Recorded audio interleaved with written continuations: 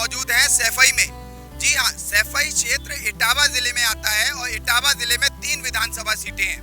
कहने को ये पूरा एरिया सपा का गढ़ कहा जाता है, लेकिन कहीं ना कहीं 2017 में जो बीजेपी है वो यहाँ पर सेंधमारी करने में कामयाब हुई।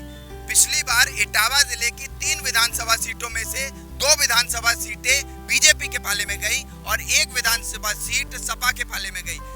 इस बार 2022 में क्या कोई सत्ता परिवर्तन की बयार है या फिर बीजेपी अपनी सीटें जीतने में कामयाब होगी? यहाँ की जनता से जानेंगे क्या है यहाँ के चुनावी मुद्दे, किन मुद्दों पे हो रहा है इस बार वोट और कितनी गर्म है इटावा की और सैफई की सियासत।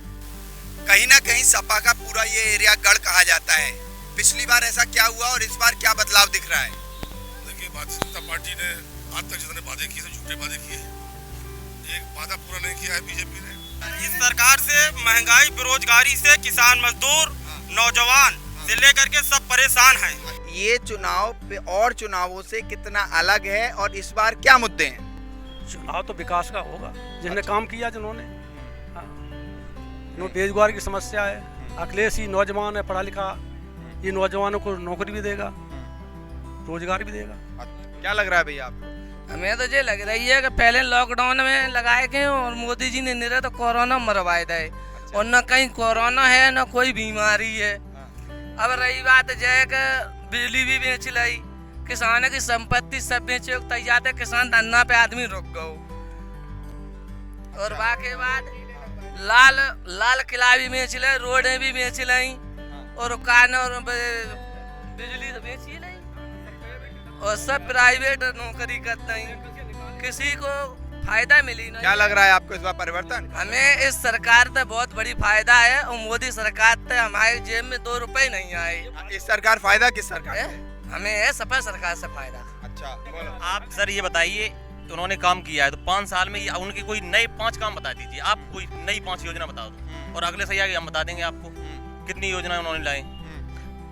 बताइए आप, कोई सिर्फ वही फीता काटते रही है जो भी अगले सैया ने काम किया। आपको लग रहा है कि पुराना जो अखिलेश यादव की सरकार 2012-17 में थी उसका काम ये लोगों ने अपना नाम वही फीता काटवाए, बाकी बस वही अपना नाम लगाया, कोई नई योजना नहीं ला पाई। कोई नई योजना ला पाए? बताओ, आप ही बता दो ना। कोई 5 साल में कोई 5 काम गिरा दो इनके पास। क्या काम किया इन्होंने? बस क्या किया है, गैया दिलवा दी, बस किसानों का नुकसान हो जाए, आय कौन सी दोगुनी हो गई। क्लेम कर रहे हैं कि हमने बड़ा अच्छा कोविड मैनेजमेंट किया, क्या लगता है? कोई कितनी डेड बॉडी गई, बताइए क्या किया है? हॉस्पिटल में देखो कोई व्यवस्था नहीं थी, यहाँ तो सब ध्यान नहीं किए। कोरोना काल में स्टूडेंट्स के क्या एक्सपीरियंस रहे, कुछ बताओ। स्टूडेंट के एक्सपीरियंस मतलब कॉलेज बहुत बंद रहा सर, कॉलेज बहुत बंद रहा और इतनी पढ़ाई हालांकि नहीं हो पाई।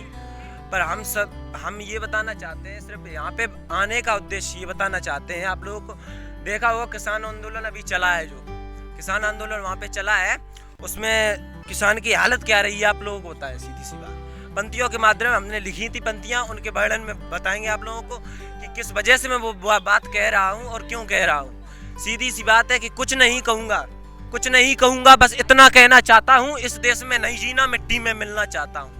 कुछ नहीं कहूँगा, बस इतना कहना चाहता हूँ, इस देश में नहीं जीना, मिट्टी में मिलना चाहता हूँ। और कतरा कतरा कह रहा रूह से, देखी नहीं जाती किसान की हालत, काश लहू की नदी भी होती उसी में बहना चाहता हूँ, काश लहू की नदी भी होती उसी में बहना चाहता हूँ। किसान भाई, हमारे भाई लोगों ने कहा था कि दिन दिन करके करी जो मेहनत, सोच रहे थे हमारे किसान भाई के कुछ इंसाफ मिलेगा कि दिन दिन करके करी जो मेहनत उसका फल पाएंगे। साथ हुआ कुछ गलत हमारे तो दिल्ली तक भी जाएंगे और सस्ता कर दिया अनाज आपने, हमें बचा लो देशवासियों भूखों ही मर जाएंगे, हमें बचा लो देशवासियों भूखों ही मर जाएंगे। सीधी सी बात है सर, इतना ही कहना चाहता हूँ मैं अपने देश के बारे में और किसान के बारे में। किसान की जिज्ञासा फूटकर जो बाहर आई थी अनाज के पीछे, या फिर सस्ता अनाज हो गया इसके पीछे आई हो, या फिर किसी भी तरीके से आई हो, मैं यही बात कहना चाहता हूँ हर तरीके से कि किसान का सहयोग है और समाजवादी पार्टी को सहयोग करें। धन्यवाद।